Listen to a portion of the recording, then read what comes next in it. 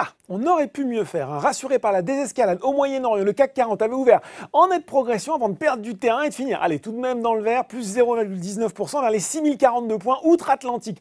On ne se pose pas autant de questions, les indices poursuivent leur hausse, leur record, plus 0,6% pour le Dow Jones vers les 28 934 points et plus 0,8% pour le Nasdaq vers les 9 203 points, le tout vers 17h45, inarrêtable sur le marché français et sur le SBF 120. DBV n'est pas venu pour des cacahuètes aujourd'hui, la biotech spécialisée dans le traitement contre les allergies a pris 14%.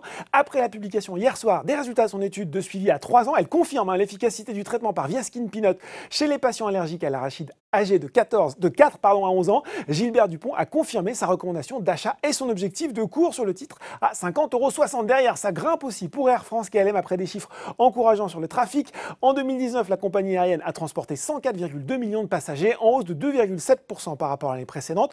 En décembre, le trafic a lui grimpé de 0,8%. ST Micro aussi est bien orienté. Le titre profite sans doute de l'imminence de la signature de l'accord de phase 1 entre les États-Unis et la Chine. Et puis pour ne rien gâcher, Bank of America Merrill Lynch a relevé son objectif de cours de 21,70 € à 29,30 € sur le SRD. Une autre biotech s'illustre, AB Science, plus 21%, alors que l'autorité de santé américaine, la FDA, a autorisé le recrutement de patients pour son étude de phase 3 du masitinib dans le traitement du cancer de la prostate hormonorésistant éligible à la chimiothérapie. En rouge, cette fois-ci sur le marché, Sodexo.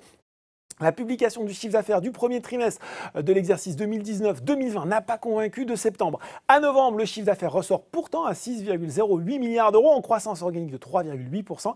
Mais si l'on exclut l'impact positif plus fort qu'attendu du contrat de la Coupe du Monde de rugby au Japon, eh bien la croissance organique de l'activité de services sur site, elle s'affiche à 2,3%, un petit peu inférieur aux attentes. Ipsen aussi repart à la baisse. Cette fois, c'est Jefferies qui est passé d'acheter à conserver avec un objectif de cours réduit de 135 à 90 €.